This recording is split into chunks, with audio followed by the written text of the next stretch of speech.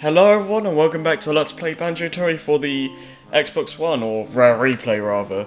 And now, well, last time I guess I should say, we went through Glitter Gulch Mine, and after a really long break, we're back and ready to tackle the next world of the game, Witchy World, which is basically the theme park kinda centered world of the game.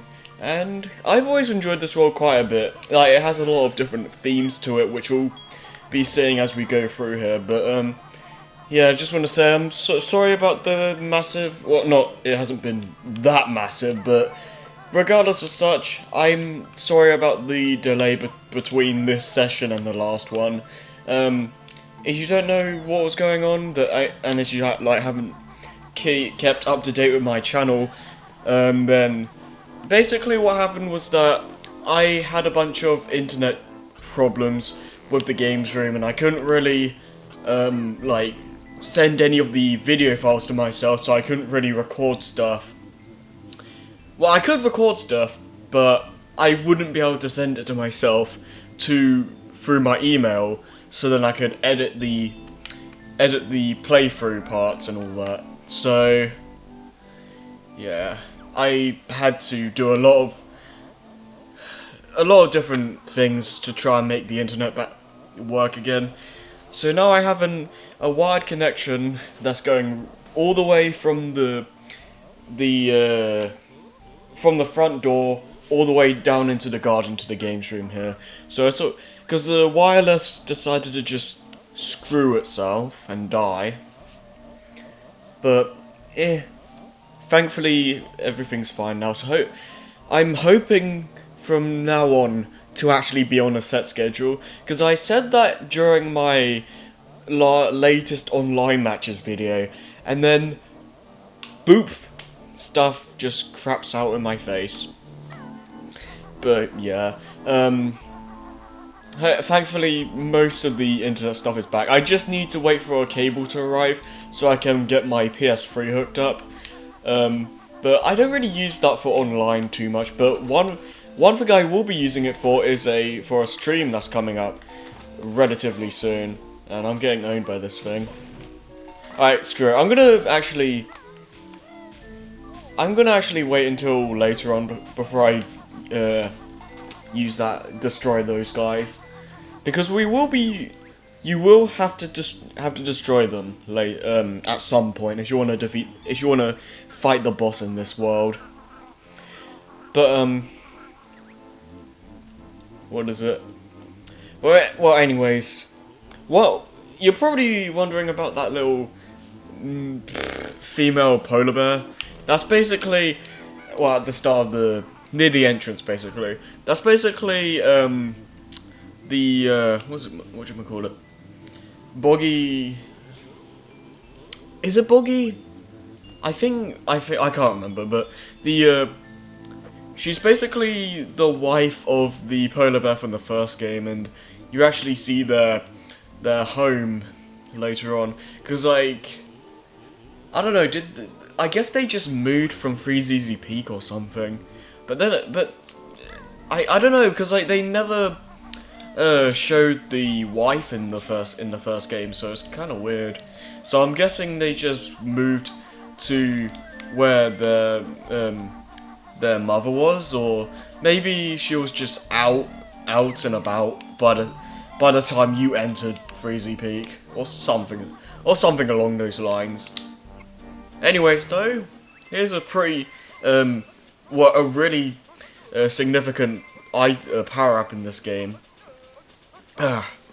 Basically, you find these split up pads that we've seen a couple of times in the game so far.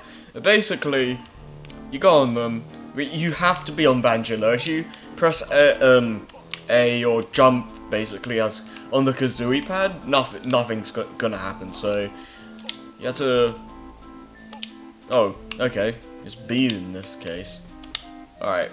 So basically, just press B in terms of this game anyway. I think it's A on the N64 version. Basically though, we can now actually play as the two characters by themselves. You don't have to play as Banjo and Kazooie anymore, so yeah, it's just Banjo here, but he doesn't really have any way to defend himself yet. Kazooie is a little bit similar to Banjo, like, she doesn't really have any moves that she's learned to use by herself yet, but she can still fire eggs and all that, so she's a little bit more, whatchamacallit, she's a little bit more able to defend herself than Banjo, but she also has less health than him, so dying is going to be a lot easier for her. But yeah, these things here, basically you want to be using them to give, you basically have to give the burgers and fries to certain characters around this world. You don't really use it for yourself at any point, but you're actually not only going to be using them for this world, but also another world later on. I believe World 5. But keep in mind, you're only going to be able to like have these snacks, I guess you could say, like inside Witchy World. But before I go on any further, because you can't like leave and still have the food, because Grunty will just take that stuff off you. However, there are like a couple of secret passages. It's either only one or a couple, but either way, there's a secret passage that you're going to be using to be able to get the junk food into World 5. So, anyways though, well, this Big Tent, we're not going to be doing anything, we're not going to be going inside that just yet. Well, not going to be doing that until the end of the world, actually, or at least as close to 100% completion as we can on the first go. But yeah, there's something up here. So if we go up here, there's some boots that we can't get yet. The claw clamor boots. Those won't be used until much later on. So you're going to be waiting a little while for us to be using that. But anyways though, we just got ourselves a Jinjo, and okay, this is something I want to show off. You never have to go in this little tent here, but basically, you go in here, something random happens, like Grunty will either hit you, give you eggs, feathers, yeah, like that. But I think there's like a really, really rare instance where she'll give you like different cheats. Like, it's never happened to me, so I can't really say like what it would give you.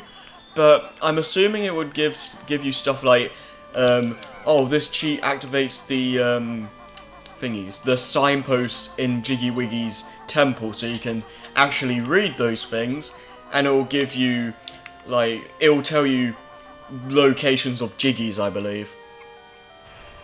Alright, let's get another move.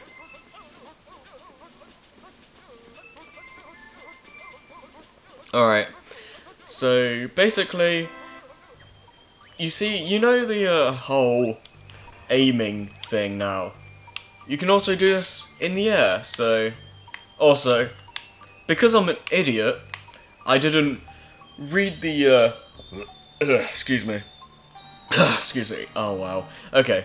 Anyways though, let me just kill you. Or not.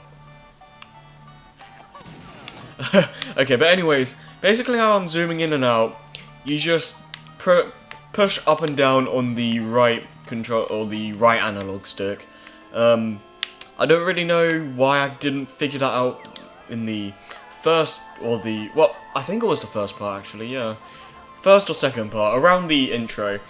But yeah, I don't really use it that often, but it can be helpful if you want to, like, take a look around, like, further on, like, make it so you can see what's ahead of you further than what you can see with this regular camera angle, I guess. Even though it's relatively fine enough as it is, but hey, it's really only there if you want to observe, like an area where you have to jump to a Jinjo or something like this, where there's a bottomless pit or some kind of obstacle in between those two. But, I'm not going to be using that pretty much ever, because I never really found much of a use for it. It's a nice little addition, I guess you could say. But yeah, there's going to be a lot of different themes, like I said. You have that little space world theme, you have the hellish theme, I guess you could say, and there's also a Wild West theme over to the other side there. Like, I don't know, I always like this level because it keeps you interested with all the different themes and stuff, and it stops things from becoming stale. Because while the areas are relatively small and compact, they make it feel like they're all their own worlds in some way. Like you feel like they could all be their own world, but I kind of like them being condensed because it makes it so they don't overstay their welcome, and that was an epic fail. They don't overstay their welcome, and they're right to the point. And it's like an arcade game in a sense. Like you're constantly going to the new levels and stuff, and it's at a pretty snappy pace. And well, it's not exactly an arcade style game in the sense that it's gonna be like a beat 'em up or something, where you like just do a regular level and then you're quickly onto the next one. Like, it's kind of 50-50 on that. Like, this game is definitely gonna be longer than that, or this world rather, but the different sections kind of give me the vibe of like constantly going to new levels at a faster pace than really the rest of the game. But I don't know. I think it's a nice little change of pace and an interesting take on like an amusement park kind of level, or a theme park rather. But yeah, you know. And I failed. Okay. I don't know if I've mentioned this as well though, but enemies do respawn a lot more frequently in this game, because in Kazooie, I think, don't quote me on this, but I think that the only like enemy that respawned was the snack of the shark, and that's like like my childhood nightmare. So you can guess how I feel about that. But it's that, and also like every time you enter a world and like exit again, all the enemies will respawn in Grunty's lair. Other than that, I don't think there's any other instances where enemies are gonna respawn. I could be wrong, but for the most part, you don't really have to worry about that stuff. But in this game, they respawn relatively quickly, actually. Like, you have to wait maybe 10 seconds, if even that. No, it's probably around 10 seconds or so, and then they'll like respawn or something. It's usually not too bad, because like the enemies can be dealt with really easily, but yeah, it's something to be careful of. Well, if anything, it gives you more chances to get honeycomb pieces, because you know you gain those by killing enemies. Not as much as Kazooie though, because like Kazooie had it so every time you killed an enemy, you would gain a honeycomb piece, and in this game, oh come on, why didn't it? Come on, what?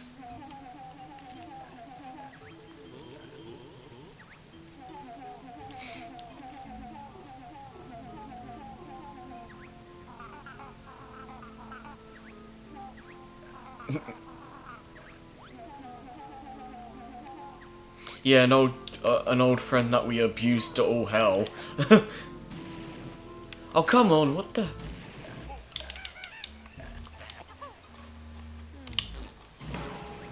Okay. Oh wait, I probably wasn't you probably have to aim at the padlock directly. Like I don't remember having to do that in the N64 one. I'm probably wrong about that, but bleh. That just seems really like picky, I guess. Yeah, it's like okay. Yeah, you had to aim it directly at it. Okay, well I guess it's not too bad because I guess you'd expect to do that, but hey. Alright. And now I have another Jinjo! And also, one of the kids that the wife actually wanted us to get back to her. Alright, so... Hey.